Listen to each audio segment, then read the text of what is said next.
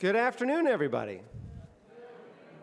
It's great to be here, especially the anticipation of this talk. It's actually been heightened for me since I was lucky enough to spend lunch and a round table that was organized by Associate Dean Kiki Adozi with our special guest today, and it whetted my appetite to hear the main show today. Dean Brigety, it's hard to imagine someone who more exemplifies the public service outlook that Bob would have. You'll hear a lot more about Bob Wood in a moment. But as you'll hear from his career that spanned the military, the State Department, now in academia, NGOs, it is hard to imagine someone who exemplifies public service and the devotion to making the world a better place more than our guest tonight. We'll do this a number of times, but please join me in welcoming Dean Brigety here. I also want to note and thank, putting on an event like this always takes a lot of work. Rochelle Brown, who is off solving some problem right now, has devoted a huge amount of time here. Thanks to the folks who've set up our food and will be cleaning up. To the tech folks in the back, thank you very much for all the work you're doing to record this so we can post this. And of course to Harry taking pictures. Thanks, Harry. I was going to point to you while you took a picture of me. Thanks, Harry. Oh, okay. I wanted an action shot, but there we go. Thank you. This talk, America Heal Thyself, is at a really critical time.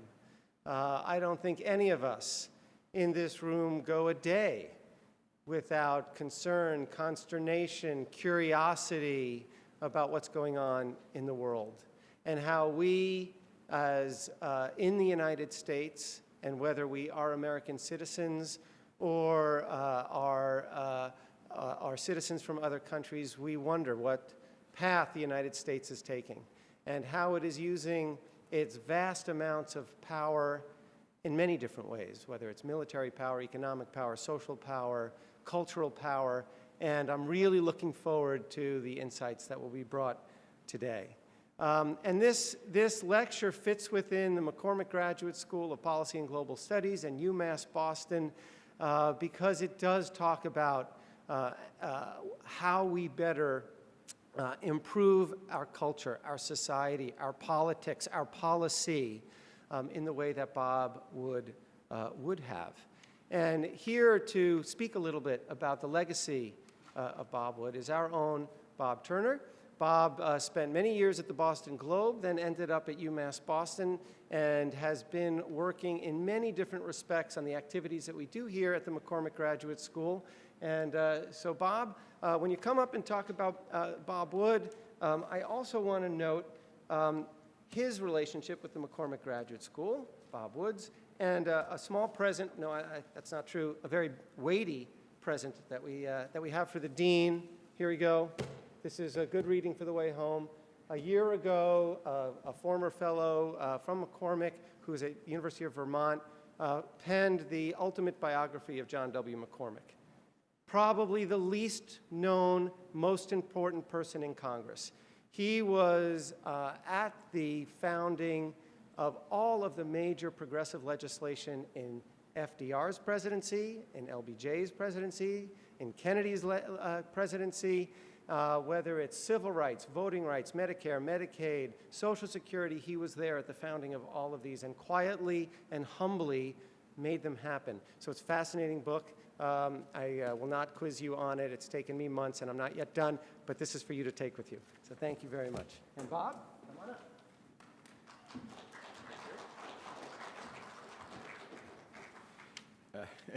David and I have both been working on this book, and I have finished, and I can tell you it's a great read, and you're going to love consuming it if, by chance, your flight home tomorrow is by way of Guam. Yeah. I'm Bob Turner, the chair, lucky enough to be the chair of the Wood Professor Committee, and have the good fortune to be able to say a few words about the family today. Robert Caldwell Wood was something. There's a brief biography in your program. He was one of the nation's leading experts on various aspects of urban policy in particular, and our visiting professor tonight, the Dean of a School of International Affairs, might not seem the most logical choice for this professorship. But first, as Ambassador Brigety said earlier today, all this is connected, and there are more specific associations. Bob Wood, who died in 2005, was an academic leader in both public and private institutions. He was active here at the McCormick School when it was an institute, and he was president of the entire UMass system for 7 years. And he also held prominent positions at Harvard, MIT, and Wesleyan private universities. Ambassador Brigety has also mixed public and private in higher education. He graduated from the Naval Academy, no more public school than that, and is now dean of the Elliott School at the George Washington University. More to the point, both men have embraced the value of academic study while also working in the trenches. Indeed, it would be hard to name anyone in the second half of the 20th century who more effectively combined the roles of thinker and doer than Bob Wood. After working for 4 American presidents and doing a lot of work locally in Boston, he was superintendent of schools and ran the MBTA. Wood wrote, when he went back to the academy, wrote with typical self-deprecation, "I have moved from the playing field of politics and government to the academic bleachers."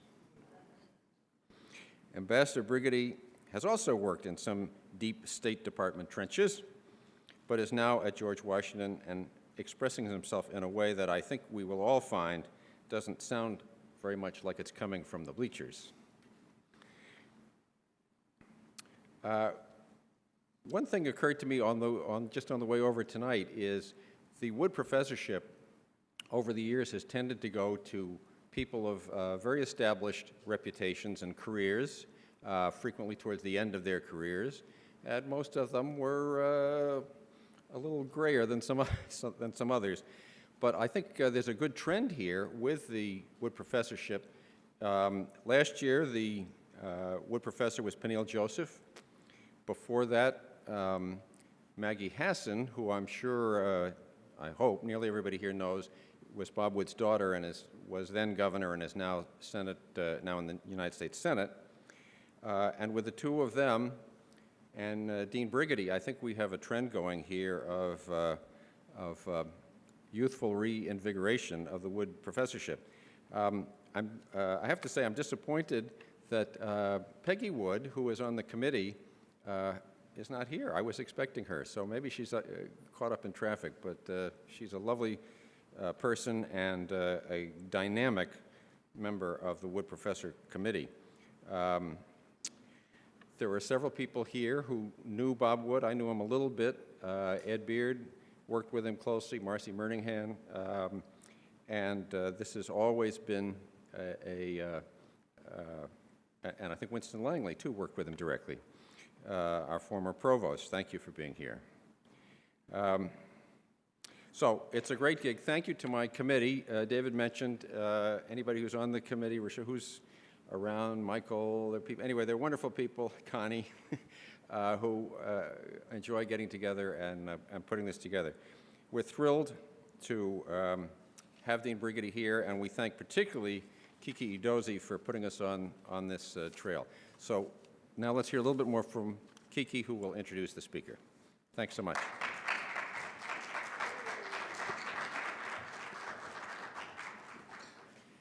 Thank you, Dean Cash and Bob Turner, for and welcome. Let me follow both of them in welcoming all of you to today's, I think it's the 20th anniversary for the Wood Fellowship. Is that correct? I think I read that. Established in 1998. Well, anyway, it gives me great pleasure to officially introduce Dean Reuben Brigety. as this year's Wood Fellow. The Dean has already enthralled us in a number of conversations today, including the Africa Roundtable. You should have seen lunch. But I'd really like to welcome him and thank him for honoring us in this year's fellowship. Let me talk a little bit about his illustrious CV, especially to engage it as Bob Turner has done with both Wood, and John McCormack, who is the founding inspiration of our school. The current bio, of course, Dr. Reuben Brigety is currently the dean of our sister school in Washington, D.C., the Elliott School of International Affairs at George Washington University. But prior to joining the Elliott School, something that sparked my interest in him, he served as the United States ambassador to the African Union and as permanent representative to the United Nations Economic Commission for Africa in Addis Ababa in Ethiopia. Dr. Reuben has an impressive bio timeline leading up to these two important appointments in public service, and I'd like to go through them, but I know that you're here to listen to him and not to me, but I just want to give you a sense of why I think this Wood Fellow is really special. So he is a native of Jacksonville, Florida, and is the son of his namesake, Reuben Brigety, who was a physician, and we learned earlier that he was also a volunteer for Crossroads Africa in Zambia. Fascinating. Also, his mother was, or is, Barbara Brigety, and she is an educator and a school administrator. After high school, Dean Brigety served in the Pentagon. After that, he spent 2 years at the University of Cambridge in England, where he obtained a Master's of Philosophy and International Relations. Dr. Brigety then served as an active duty US naval officer and entered training to be a submarine officer, determined to dedicate himself to humanitarian causes. He requested and received an honorable discharge and returned to study at Cambridge, where he earned the Doctor of Philosophy, also in International Relations. In terms of public service, from August 2003 to April 2009, Dr. Brigety served as an assistant professor of government and politics at another sort of sister school, George Mason University, and at the American University of International Service in Washington, D.C., both of them. In addition, he was a researcher with the Arms Division of Human Rights Watch from August 2001 through May 2003, and he conducted research missions in both Afghanistan and in Iraq. From January 2007 to January 2008, Dr. Brigety served as a special assistant in the Bureau for Democracy, Conflict, and Humanitarian Assistance at the U.S. Agency for International Development. From January 2008 to November 2009, he served as the director of the Sustainable Security Program at the Center for American Progress. And he continued to go on to serve as a senior advisor for development and security to the U.S. Central Command Assessment Team in Washington, D.C., in Doha, Qatar. Dr. Brigety also served as Deputy Assistant Secretary of State in the Bureau of Population, Refugees and Migration. In this capacity, he supervised U.S. refugee programs in Africa, managed U.S. humanitarian diplomacy with major international partners, and oversaw the development of international migration policy. Dr. Brigety was appointed Deputy Assistant Secretary of State in the Bureau of African Affairs on November 14, 2011, with the responsibility for Southern African and regional security affairs. And he served in that capacity until 2013. And here's the big enchilada. In 2013, President Barack Obama appointed Dr. Brigety as the U.S. representative to the African Union with the rank of ambassador, and as the U.S. permanent representative to the United Nations Economic Commission for Africa in Addis, Ethiopia.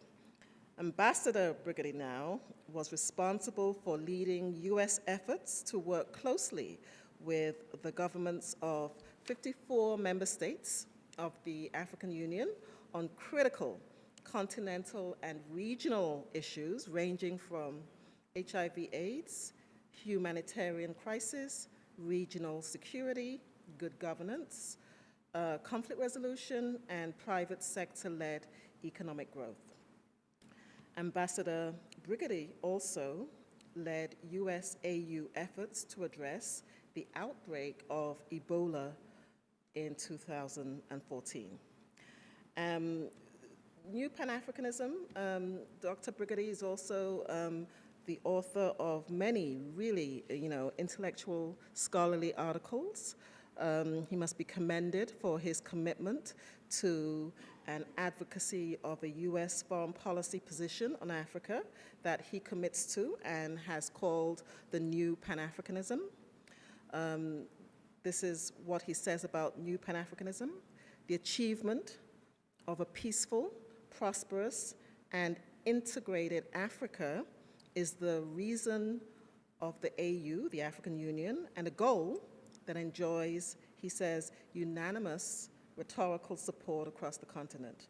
Given the strength of this political ideal, he says, the United States should be a proactive advocate of Pan-African unity. Many, he says, if not most Africans would interpret such a position as American support for the destiny that Africans have chosen for themselves. This would likely, he says, improve levels of trust in American motives among the African political class. In August 2015, the George Washington University announced that they had selected Ambassador Brigety for the Dean of the Elliott School of International Affairs. He began serving in that capacity October 1st, 2015. As a scholar, Professor Brigety has written several important scholarly articles, as I said. This evening, as Wood Fellow, Dr. Brigety's keynote lecture is titled, America, Heal Thyself, Political Polarization, and the Rebuilding of American Soft Power. With that, I'll say, please join me in welcoming Dean Dr. Ambassador Reuben Brigety.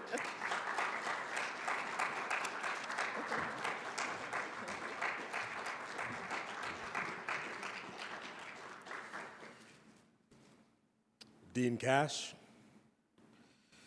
Dean Emeritus Beard, Provost Emeritus Langley, Professor Edozie, Mr. Turner, and as our African friends say, all other protocol observed.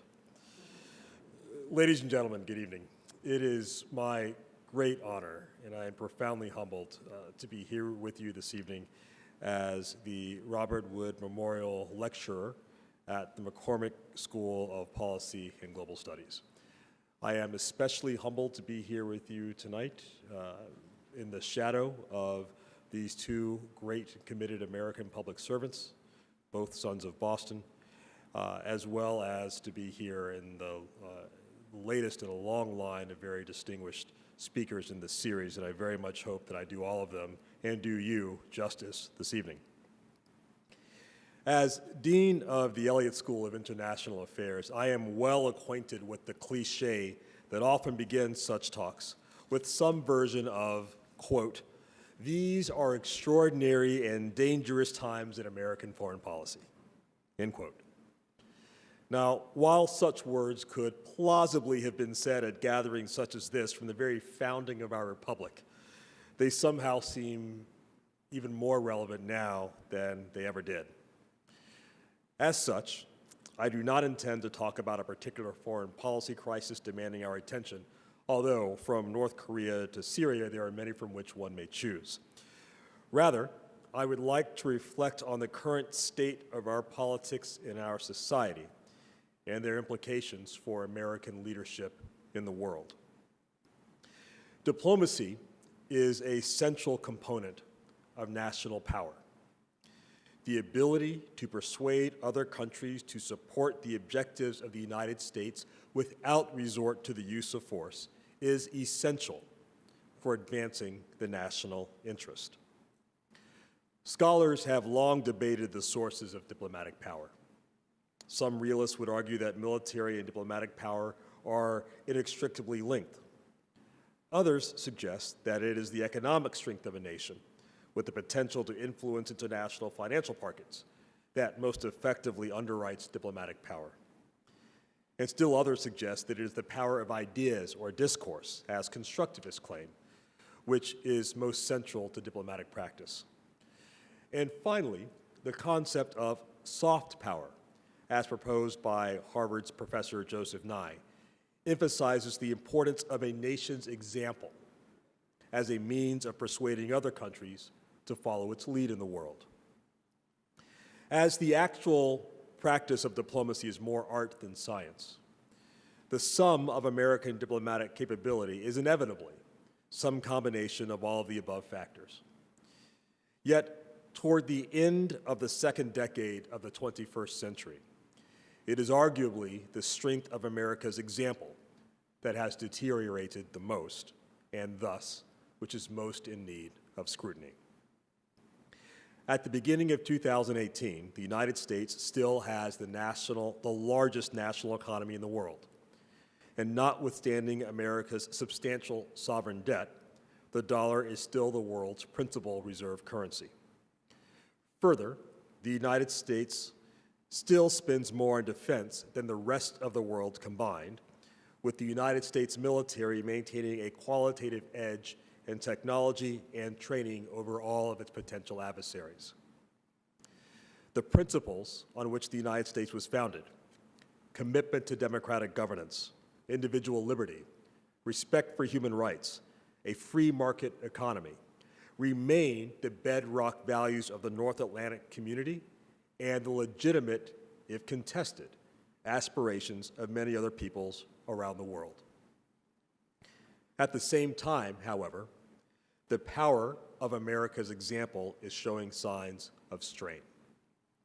In December 2017, Bruce Stokes of the Pew Research Center wrote, quote, "Americans and people across the globe are questioning the U.S. role on the world stage, with a median of only 49% of respondents across 37 countries expressing a favorable view of the United States," end quote. I would argue that there are at least two major contributing factors to the weakening of American soft power that are worth examining. The first is the perceived contradiction by many observers around the world between professed American values and prioritized American interests in the conduct of U.S. foreign policy. The second is the negative impact of U.S. domestic social and political divisions on American governing institutions. The advancement of humane values has been a central component of U.S. foreign policy at least since President Woodrow Wilson proposed his 14-point peace plan at Versailles after World War I. Standing up for universal human rights, supporting the self-determination of peoples, advancing democratic governance, and providing humanitarian assistance, as well as promoting respect for the rule of law, have all been recurring elements of American foreign policy over a century. Whether such values were referenced rhetorically to support broader objectives or served as the principal substance of initiatives themselves, Americans have come to see their country and its actions as a benign and benevolent force in the world. Yet the contradictions between America's values and the conduct of its foreign policy have often been cited by global observers and exploited by determined adversaries. In my practice as a diplomat around the world, interlocutors have often confronted me with questions such as these. For example, how could a country that was forged with the spirit of revolution and self-determination suppress the revolutionary aspirations of other peoples around the world, from Chile to Vietnam and from South Africa to Iran? Or, how could a nation dedicated to the rule of law hold captured combatants indefinitely in legal limbo in Guantanamo Bay? Or, how could a country that is one of the pillars of the international system and a founding member of the United Nations, an organization predicated on the sovereign equality of states and dedicated to the peaceful resolution of disputes, how could such a nation pursue or support violent regime change in other sovereign countries, from Iraq to Libya and from Nicaragua to Kosovo? In each of these cases and many others, the perceived gap between American values and American actions has harmed U.S. standing in some quarters of the world. While the particular circumstances vary, one could always make a general counter-argument to such criticisms in two parts. First, in an imperfect world, the United States has always tried to align its principles and its interests in the conduct of its foreign policy. Though the exigencies of the situation may make reaching such alignment more difficult, it should be credited for at least making the effort, in contrast to some other countries that make no pretense of pursuing their national interests without regard to humane values. Second, the practice of democracy, the upholding of the rule of law, and respect for human rights within the United States provide a powerful example for the rest of the world to follow.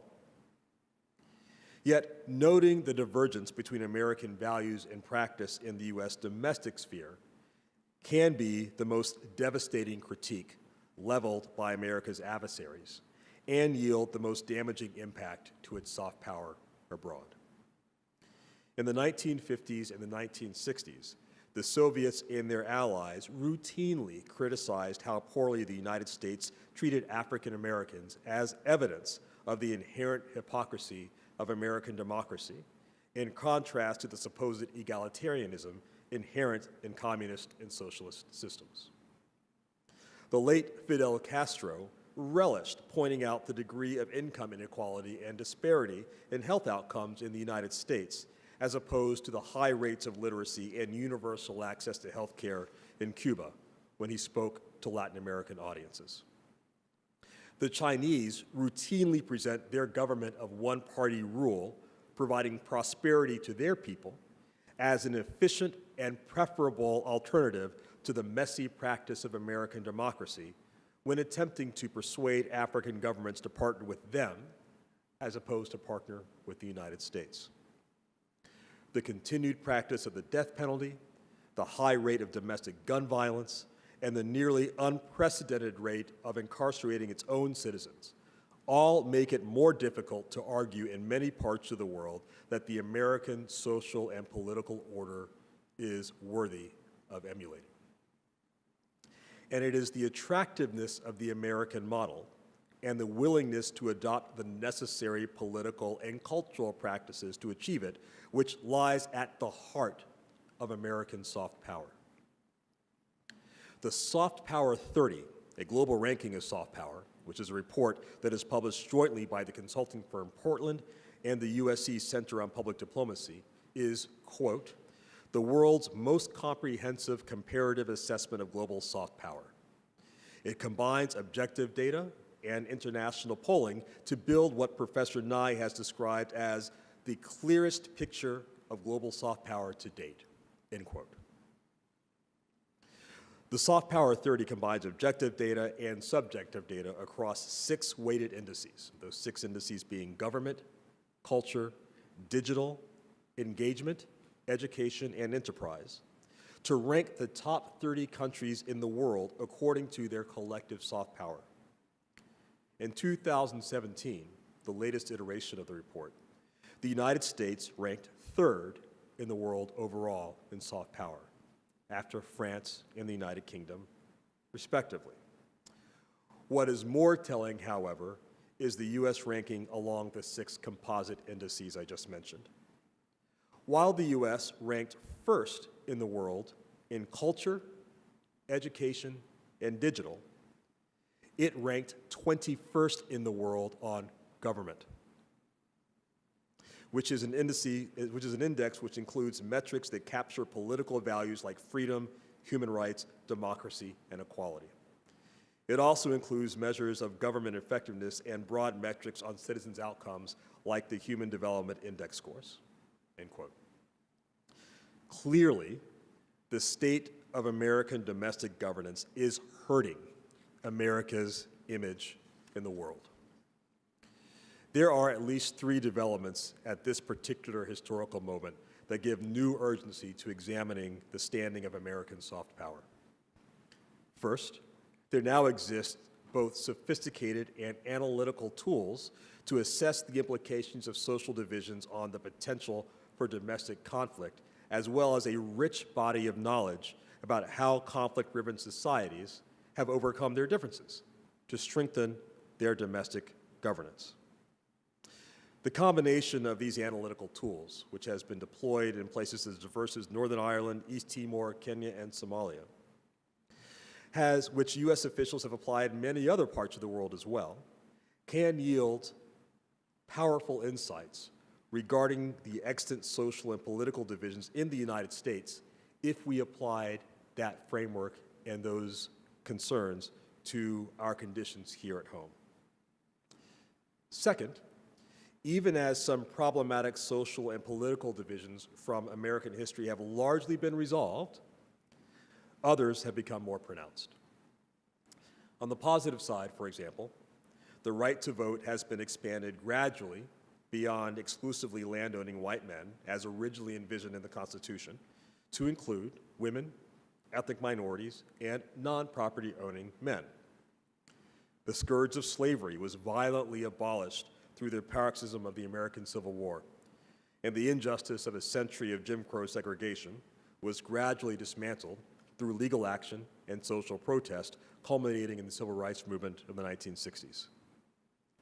The wounds of societal upheaval from the Vietnam War have largely healed as the draft has been abolished, the baby boom generation has aged toward retirement, and challenges elsewhere in the world beyond Southeast Asia have captured Americans' attention.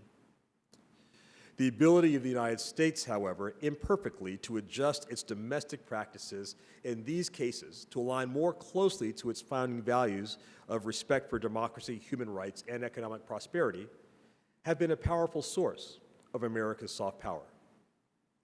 Conversely, the first quarter of the 21st century has revealed other social fissures that reveal contradictions in the American narrative, hinder the effectiveness of American governing institutions, and undermine American soft power. By some measures, the United States is the most politically polarized than at any time since at least the height of the Vietnam War and the darkest days of the Civil Rights Movement. This has made it increasingly difficult to address essential public policy issues like immigration reform, national security priorities, quality education, and management of the nation's finances. With income inequality that is higher and social mobility that is lower than most OECD countries, the promise of the American dream and the attractiveness of the US socioeconomic model are losing their luster abroad.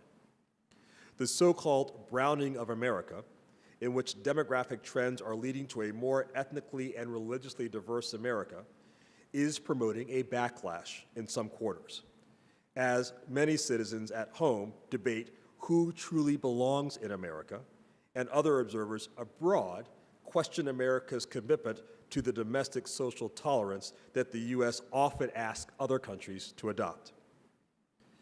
The intractable cultural wars over sensitive issues like abortion, gun rights, immigration, and school prayer, where it has proven impossible to find common ground, invite more comparison to traditional societies feuding over ancient grudges about land or religion, rather than to modern democracies negotiating their disagreements through dialogue and compromise.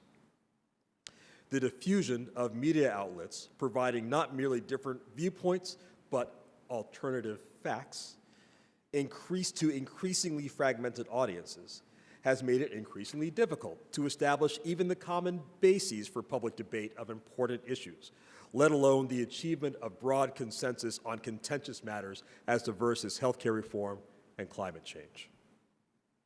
To the extent that such developments hinder the ability of American governing institutions to address important domestic social issues, they also undermine American soft power abroad as well. Allies and adversaries alike see such dysfunction on full display. Allies question the ability and the commitment of the United States to live up to the fundamental principles of freedom, democracy, and tolerance that it espouses in its foreign policy as leader of the free world. Adversaries challenge the moral authority of the United States to negotiate peace between warring factions, to lecture regimes about human rights, or to chastise autocrats about the importance of democracy, when such evidence suggests that the U.S. cannot even get its own house in order. In short, the U.S. pays a diplomatic price abroad for its governance failures at home. Third, when domestic political differences lead to vacillation on or contradiction with fundamental tenets of American foreign policy, U.S. credibility and influence are harmed overseas. With notable exceptions like U.S. policy in Central America in the 1980s or the decision to invade Iraq in 2003, I would argue that there has generally been more bipartisan consensus in American foreign policy since World War II than there has been serious divergence. Countering Soviet expansionism during the Cold War and advocating for free trade globally were, for example, staples of U.S. foreign policy for every U.S. president from Harry Truman to George H.W. Bush. Commitment to the Atlantic community, the strategic partnership with Japan, the relationship with Saudi Arabia, support for Israel, and isolating the communist regime of Cuba's Fidel Castro, all were mainstays of American foreign policy for decades, enjoying support from both ends of Pennsylvania Avenue. To the extent that there were differences between presidential administrations on issues such as these, they tended to be differences of emphasis or approach, rather than wholesale disagreements. But just as domestic protests against the Vietnam War, the anti-nuclear movement in the 1980s, or U.S. civil society mobilization against apartheid-era South Africa helped to shape and constrain presidential decision-making on these issues, so have domestic political developments in the first quarter of the 21st century shaped America's approach to the world in a manner that has often left allies and adversaries alike wondering where America stands. The tremendous groundwell of support that President George W. Bush received after the terrorist attacks of September 11, 2001, arguably bolstered the view amongst his national security team that extraordinary measures were necessary to fight al-Qaeda and its affiliates worldwide. Conversely, Barack Obama perceived a large portion of his historic presidential election mandate in 2008 as the will of the American people to unwind the Bush-era wars in the Middle East and also in Central Asia. The failure of President Obama to follow through on the so-called Red Line ultimatum in Syria with the use of force badly damaged American credibility with Arab allies in a very volatile region that has depended on engaged American leadership for decades, as well as with other allies in Europe and elsewhere, who wondered if they could depend on the United States to enforce adherence to the most basic tenets of international humanitarian law. In each of these cases, the significant departures from established U.S. foreign policy norms can be explained not only by the subjective calculus presented by the situation themselves or by the particular characteristics of the presidents and the teams who made them, but also by how those presidents understood the political mandates conferred upon them by an increasingly divided American electorate. American politics no longer stops at the water's edge, if it ever did. Rather, the dysfunction of American domestic politics is contributing to dysfunction in American foreign policy, where continuity from one administration to the next on supposedly bedrock principles and commitments can no longer be assured. Having hypothesized that the failures of American political governance harm American soft power, one may further hypothesize that the application of foreign conflict analysis techniques can effectively address America's underlying social and political divisions. In this sense, a foreign policy approach to American domestic politics not only highlights a pressing problem for U.S. diplomacy, but also potentially offers solutions. My latest book project attempts to do just that. Tentatively titled Tribal America, the National Security Case for Strengthening National Unity, this project will apply the best tools used by the U.S. government to assess conflict and develop diplomatic interventions around the world and apply them to our own domestic situation here in the United States. It is my hope that such work can meaningfully contribute to our national discourse about who we are as Americans and how we want to engage in the rest of the world. But even before the results of such a study are available, one may reasonably hypothesize courses of action that we should take as a country and as citizens to strengthen our democracy at home, both for its own sake and also as a means of strengthening American soft power abroad. Amongst the most important interventions to take are improving our civic discourse and bolstering our badly damaged democratic norms. Adherence to the norms and values that make democracy possible are what separate liberal from illiberal democracies, as defined by Fareed Zakaria. Respect for our civic institutions, willingness to compromise on policy, recognizing the legitimacy of our political opponents rather than demonizing them are amongst the most vital democratic habits. With them, a democracy can flourish. Without them, it is doomed to fail. The Russians, for example, understand this. That is why they have actively exploited social divisions on various social media sites to coarsen American political discourse, weaken democratic norms, suppress voter turnout, and undermine American democracy. Democratic norms are the lifeblood of a democracy. They are the connective tissue of the body politic. When these norms are infected by the virus of social vitriol or the cancer of malignant lies, then it poses a mortal threat to democracy itself. But how do we repair our fractured democracy? How do we, as Americans, heal ourselves? I would offer 3 points. First, we must be active and engaged citizens. Upon concluding the work of the Constitutional Convention at Independence Hall in Philadelphia in 1787, Benjamin Franklin was putatively asked by a lady, "Well, doctor, what have we got? A republic or a monarchy?" He's reported to have responded, "You have a republic, madam, if you can keep it." Our democracy, any democracy, is not destined to continue forever. It must be nurtured. And the only people who can do that are its citizens. At a minimum, this means that those who have the franchise must practice it regularly, and those who are particularly dedicated and qualified should present themselves as candidates for public office. More fundamentally, however, it also means that we must safeguard the norms of democracy in order to ensure that they persist. We must treat our political opponents with respect and insist that they do the same with us. We must base our political debates on reason and fact, not on rumor or lies. We must demand that our leaders work for the common good and not for their private gain.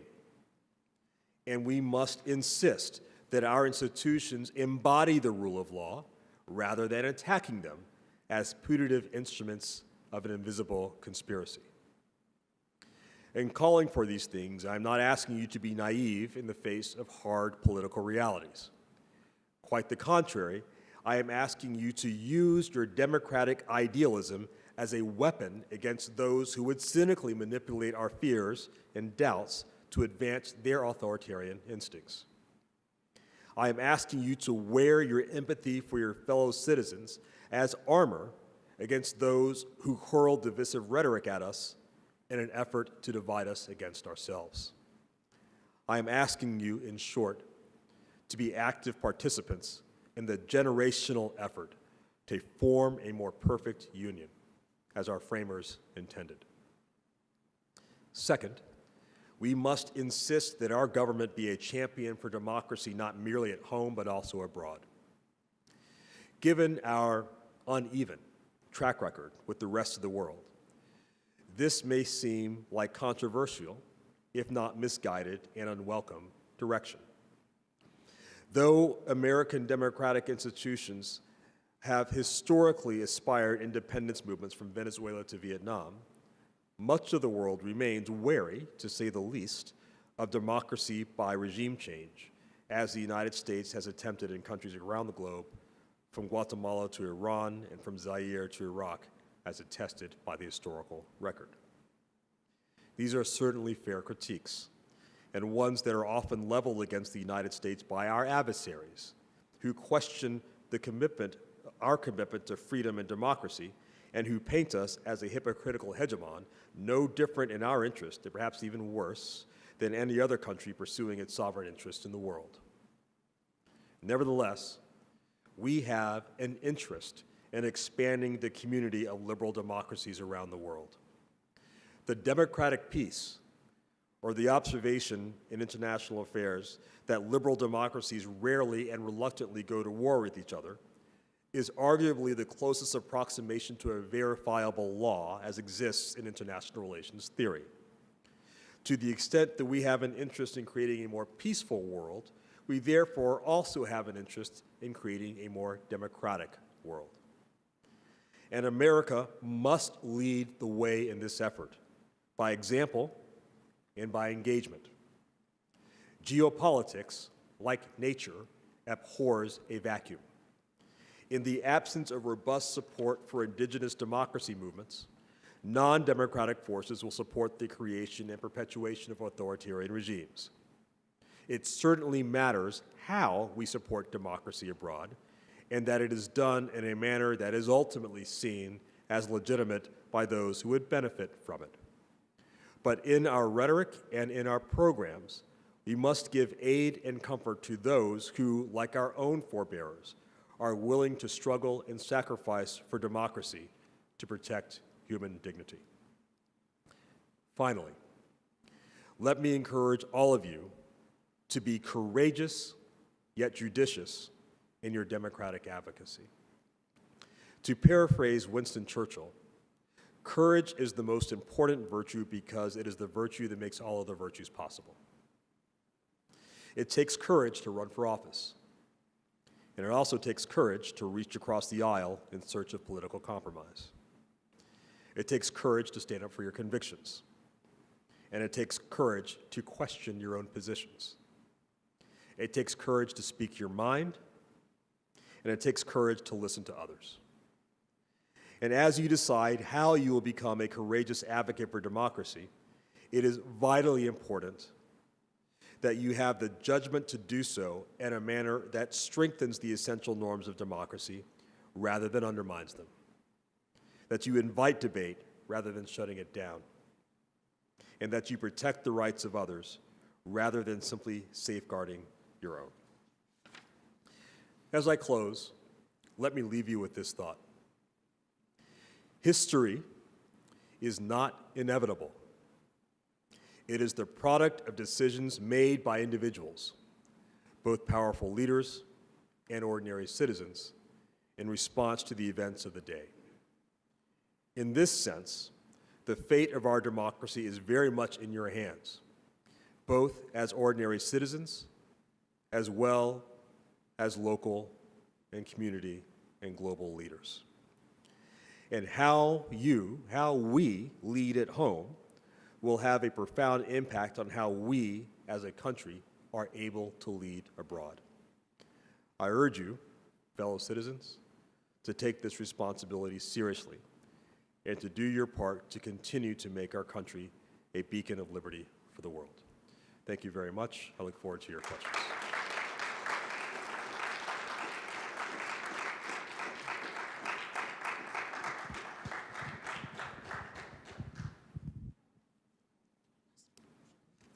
Thank you so much, Dean Brigety, for those inspiring words and an inspiring messages, as far as I'm concerned.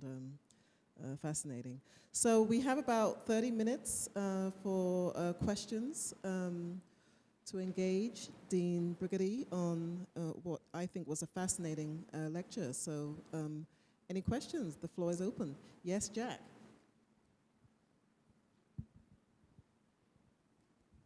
Thank you very much for your talk. Learned a lot. I had a question. Based on your talk, you mentioned the book you're working on, which applies the American lens, putting ourselves in the mirror and looking at what we can work on. And you also mentioned looking at some of the American principles as things we can learn from. And we talked about soft power projection, but I wondered, is there such a thing as soft power reception, where in your world travels and your work as ambassador, if you've seen examples from other countries around the world where we could learn from and maybe work on some of the issues you mentioned, like inequality on class and income. Thank you. Sure. Thank you for the question. May I trouble someone for a cup of water, please? May I have a cup of water? Yes. So that's a great question. Thank you very much. I mean, and what's ironic, in a way, about your question is that our country was founded, arguably, on soft power reception, right? So the very ideas of the Enlightenment, which are the undergirding of American democracy, so the sovereignty of the citizenry, the notion of separation of powers, all were ideas that were taken from continental Europe, from thinkers, and also from other examples that we wanted to import to our own. And frankly, you know, one of the challenges of I think our current historical moment, and not just today in 2018, but arguably over the last couple of decades, is that it's twofold. One, many of the issues that we are struggling with are issues that other countries have struggled with as well, whether it be how to continue to knit together a multi-ethnic democracy, to very prosaic questions of how do you provide health care and quality education for everybody. What is challenging is that though there are an awful lot of lessons around the world, as a country, we are not accustomed to look abroad to get answers to those questions. But I would actually take it a step further.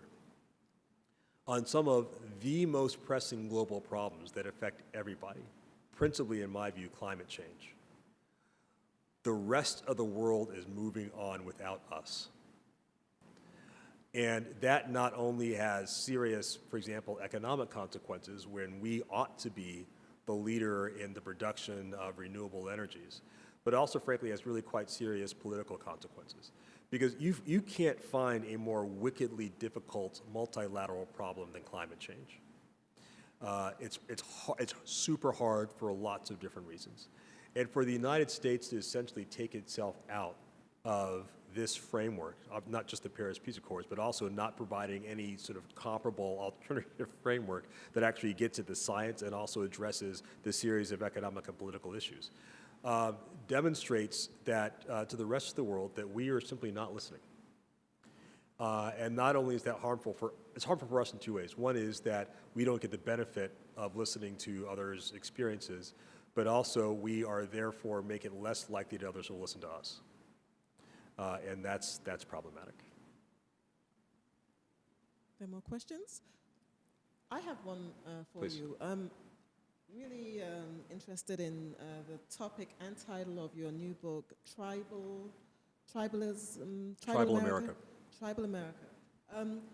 Tribalism, was used and invoked, especially during the last election, in a negative way. Yes.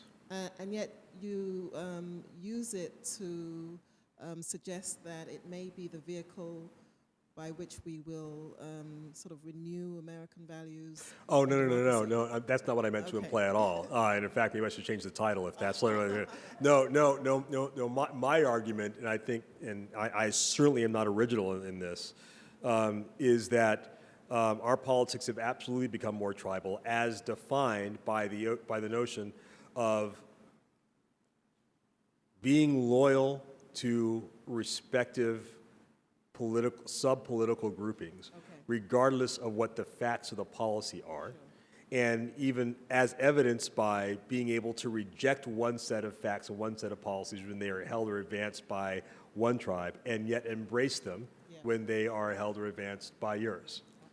And that has obvious deleterious implications for the ability to solve really quite pressing public policy challenges. Now, what I would argue is that we actually, as I sort of tried to explain a bit in my talk, we actually have a fair amount of experience in analyzing other countries across the world that have broken down into very visceral tribal groupings and asked them to both put their national interests first and to identify the drivers of this sort of part of a tribal loyalty as a means of both resolving conflict and building a more prosperous future.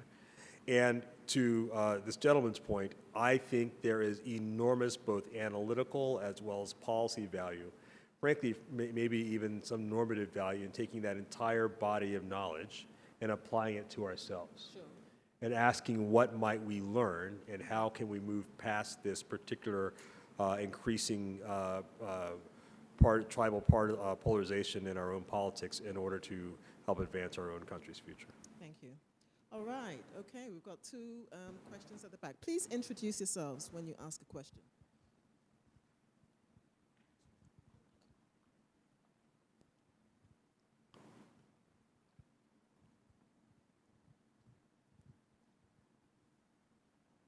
No. I didn't know you were coming to me. My name is Marcy Murninghan, and Bob Wood was one of my mentors. And another person of strong influence on me is my former colleague at Harvard Divinity School, Brian Hare, Father Brian Hare, who's a longtime friend. I attended a lecture that he gave last night on Pope Francis and Trump and comparisons in terms of social vision, or lack thereof, and international diplomacy. And one of the things that I'm struck by, in part because it's the work I do, but also it's because I think this is a dimension that very much affects our current situation, is the state of our economy. Francis has taken the position of concentrating on an economics of exclusion, in the sense that he has, by many deed and design and his writings, sort of looked at ways in which those who are outcast might be brought in to the human community. I'm wondering if, as you make that appeal for a courageous democratic advocacy, where does building an inclusive economy fit in, particularly since we live in a world of transnational enterprise, as Joe Nye has discussed. I mean, that is the source of soft power. It's more a result of networks rather than states. And given the fact that capital flows are international, know no borders, and contribute to what has become an acute problem in this country, which is both income and wealth inequality.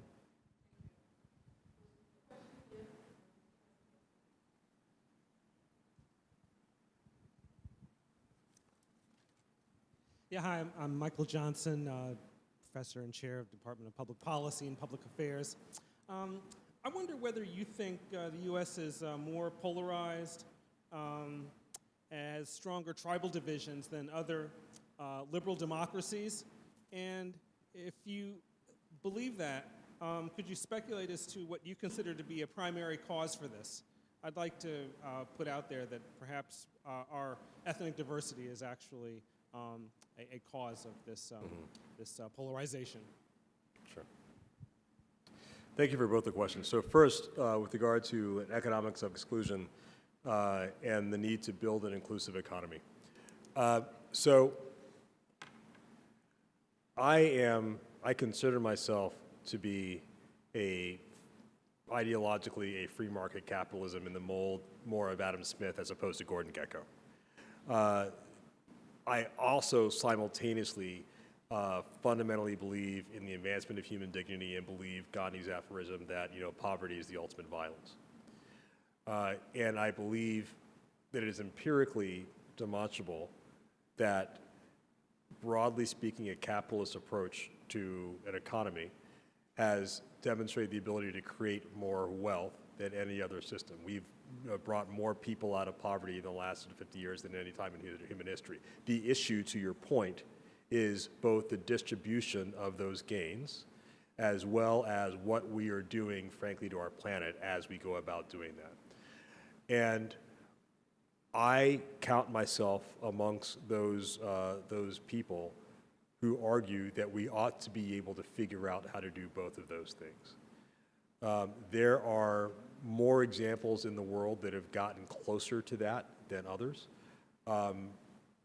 As I mentioned, we in the United States, on the one hand, are the richest single country in the world, and on the other hand, we have increasing gaps of wealth and income, which are continuing to have more and more political consequences inside our country.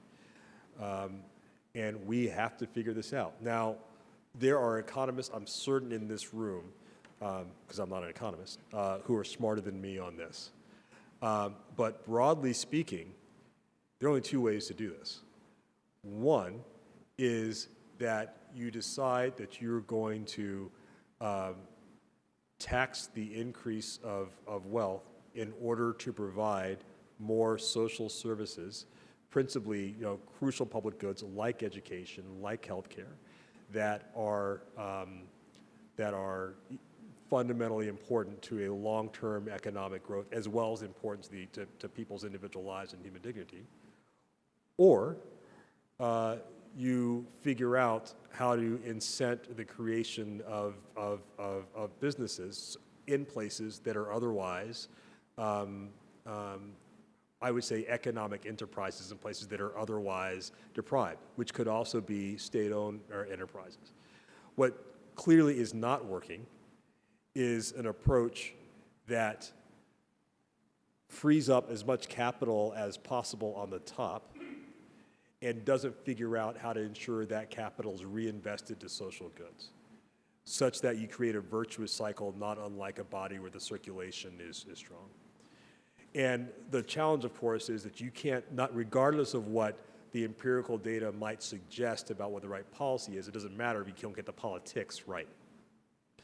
And this political question is becoming more and more problematic given the kinds of tribal affiliations that I've just talked about, which means that we have got to figure out how to fix that. That is the fundamental issue, which I think will then lead to a way to address it. Because what's happening now, right, is it used to be, as we know, that questions of income inequality were fundamentally issues of the left, and the questions of economic freedom were fundamentally issues of the right. But what we see right now are in places that have traditionally been more conservative, people not being able to achieve the most basic questions.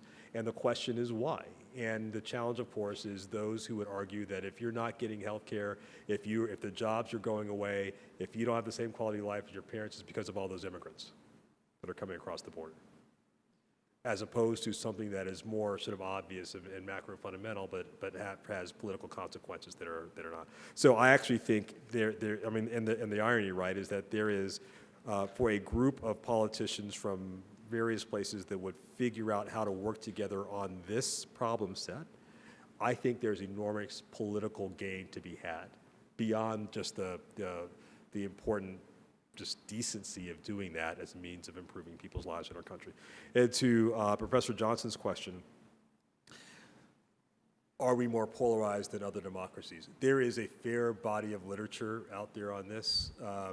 I would say that one of the things that's very interesting that's happening in the last 5 to 10 years, but particularly more so in the last 5, is this wave of populism that is sweeping most OECD countries in one way or another. That is also further splintering their politics further left and further right. Our cousins across the pond in Great Britain are clearly examples of this.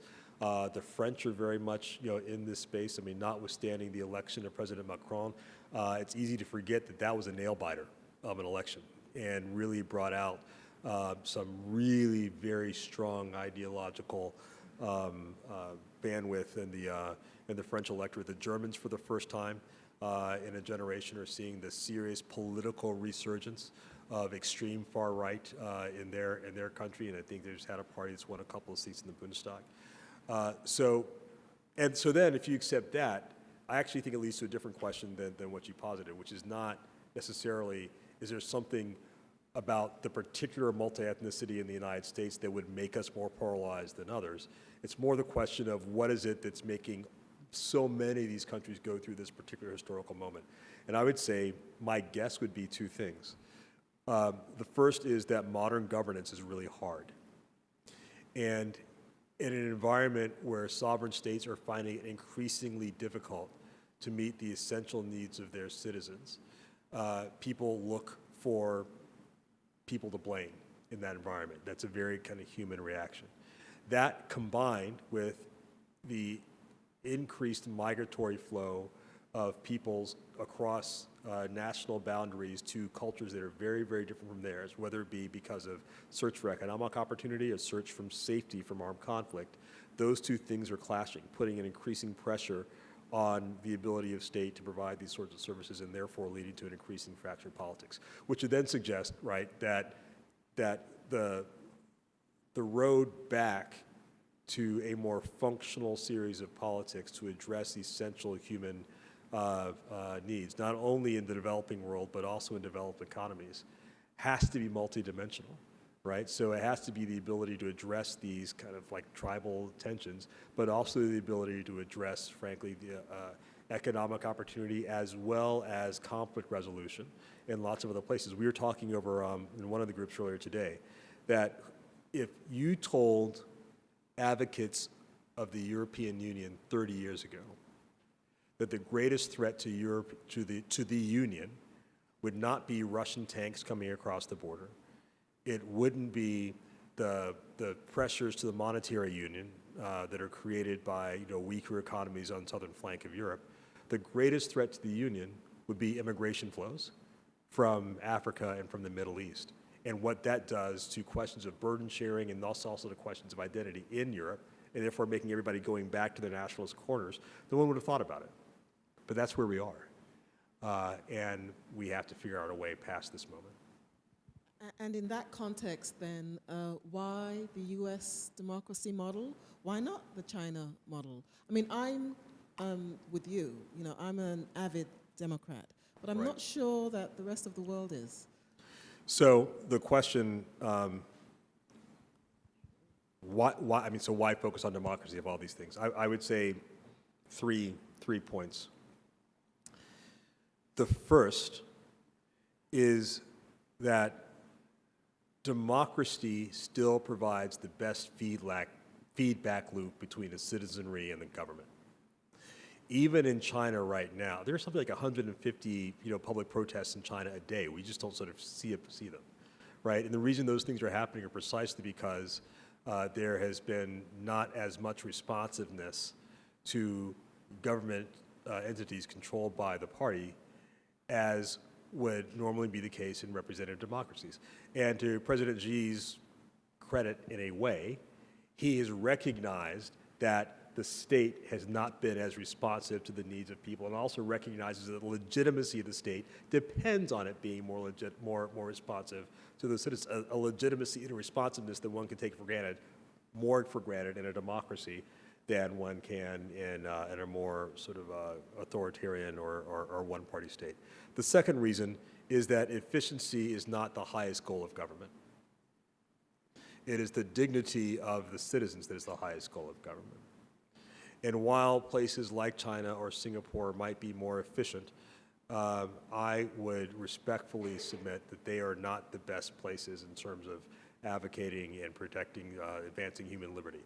The final, and what I consider to be, frankly, the most compelling argument for why democracy and not others, is because more people have struggled and fought and bled and died to live in a free democratic system than have struggled and fought and bled and died in order to be able to live in an authoritarian system.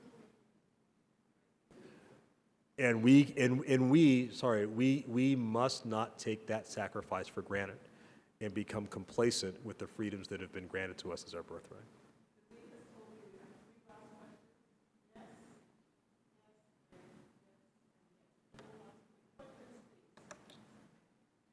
Hi, my name's Allison. I'm just curious, because for me, I am particularly sort of stunned at the rate at which some of our democratic norms have been eroded and fallen away. Not just that they have. And thinking about our political institutions as this three-branch system, why do you think that it seems to me that we only have one branch of government right now that's upholding some of our democratic norms? And we've had terribly not progressive presidents in the past who have done harmful things to society, but it's never been like this before in terms of democratic norms, as you talked about in your lecture. So I'm just wondering, from your perspective, what happened? Like, why have our representatives and other leaders been so quick to let them fall away?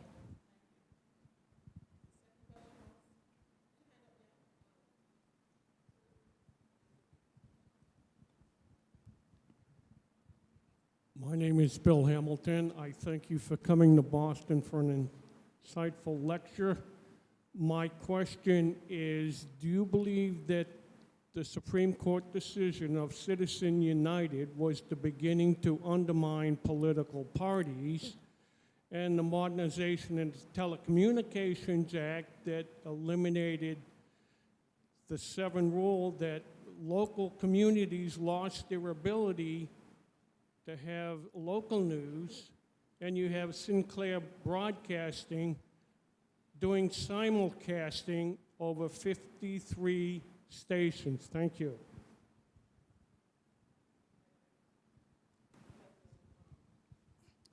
Jamadari Kamara. I was struck in your comments that as you spoke about the tension between values and interests as expressed through our actions, that you did not address the question of militarism. And as you spoke to the question of this tribal framework that you're discussing in the browning of our society, that there is a question, as with the implicit and inherent contradiction of our society around race and our inability to resolve that contradiction, that was not addressed, or is that part of your sort of tribal framework?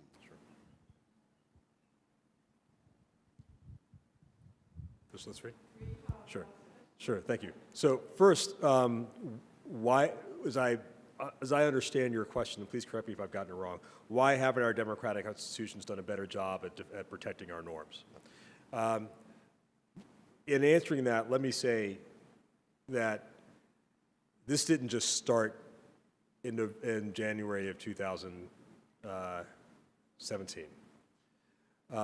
So I think that it is fair and reasonable and appropriate and right not to lay the blame of a coarsening of American discourse and the weakening of American norms squarely at the feet of the Trump administration. Although I would be hard-pressed to think about ways in which they have strengthened American discourse in this regard. But what I would say is this. I have often had conversations both in the United States and other parts of the world about other countries in which people say some combination of, but America, you have such strong institutions, or what we really need to do in country X is to build strong institutions. And my reply is always that people are the institutions. All an institution is a repository and a place within which the people who are governed decide and insist on the laws that they are to be governed by, insist that they be followed. And so arguably, if your view, which is one that I largely agree, is that in the last several years, the courts have done a better job as an institution in upholding the fundamental norms of our democracy than our executive or our legislative branches have, it is in no small part because they are by design more immune from the political passions of the day. But what it also means is that as citizens, right, we have to be the ones to hold our elected officials accountable for not only for legislative and executive results, but also accountable for reflecting the norms that we think are important to be reflected in our society. Politicians are, this may be the most controversial thing I say all night.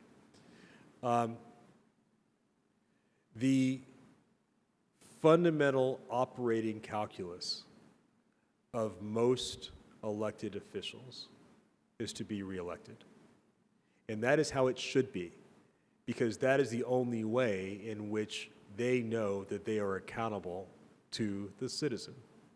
So the question is, why have we not done more to make politicians pay a negative political price as opposed to a positive, reaping a positive political reward for participating in the further weakening of our essential norms as a democracy, which goes, and this, I will tie your question to the question the gentleman asked before, what do I think about Citizens United and the undermining of FCC regulations to focus on local news?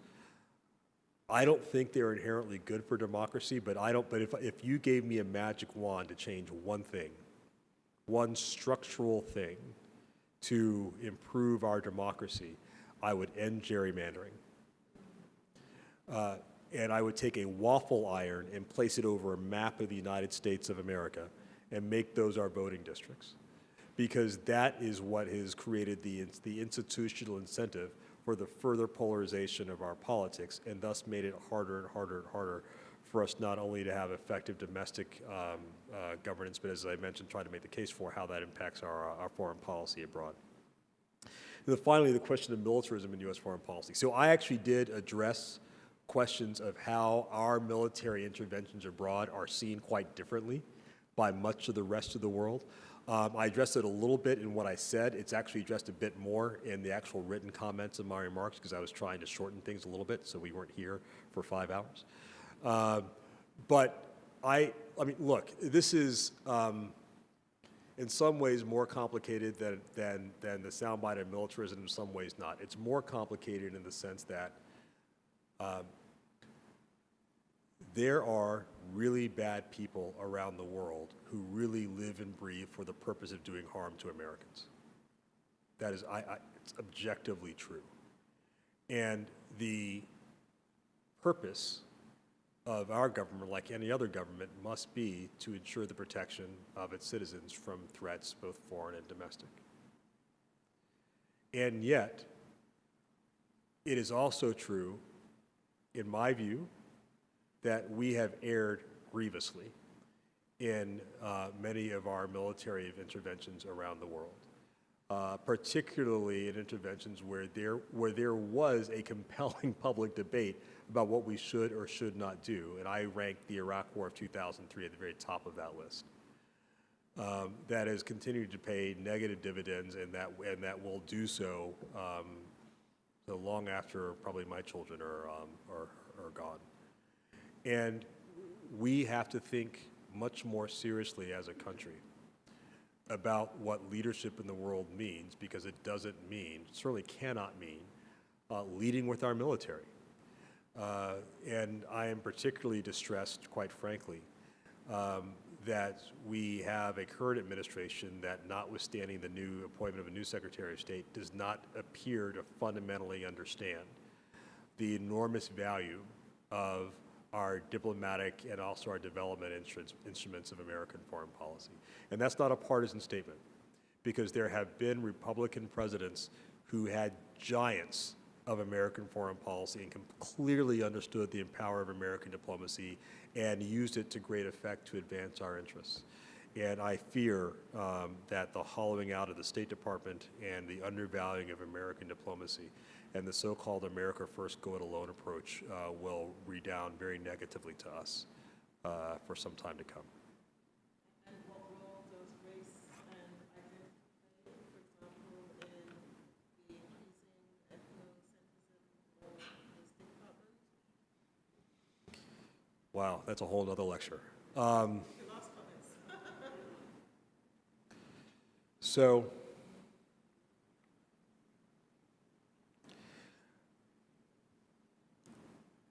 I believe there are fundamentally two types of people in the world. Those who can see the common humanity in others and act accordingly, and those who can't and therefore don't. Particularly given our own history in America as it relates to race. What I think is happening, broadly speaking, right now is our country reckoning with the very challenging legacy that has been bequeathed to us by our forefathers about how we have not sufficiently, at a bare minimum, dealt with some of these really intractable problems. And the upsides to that are, it is an opportunity for renewed commitment and leadership amongst our generation to demonstrate to ourselves and to the world that we really are a country that continues to perfect itself. One of the things that, look, I'm not an old man, but I'm not a young man either. I am firmly in middle age with trifocals and orthopedic shoes and a mortgage and a minivan. And one of the things that I find very trying is that I was of the generation that was to be born into a completely post-racial America, where all this was supposed to have been solved by my parents and their friends, and not my parents and their friends because they were black, but my parents and friends because of all races and creeds, who marched on Washington, who rode the Freedom Riders down in the South, who fought for school integration here in Boston. And yet here we are in 2018 with 6 months removed from neo-Nazis marching on the campus that Thomas Jefferson built, with torches being borne by young people that weren't even alive during the 1991 Gulf War. How does that happen? And clearly what it demonstrates is that while we have an awful lot of Americans that have moved closer and closer to where we ought to be, there are far too many more who didn't get the memo. And this clearly is going to be one of the one of the points of further social discussion in our country for the next couple of decades. And the appropriate question in my mind is, do we have the wherewithal not only to learn from the best in our own history, but learn from the best in the histories of other countries around the world to be able to grapple with the remnants of this heritage in order to, as I say, form a more perfect union. So thank you very much. Great last words. Thank you so much. Dean Brigety.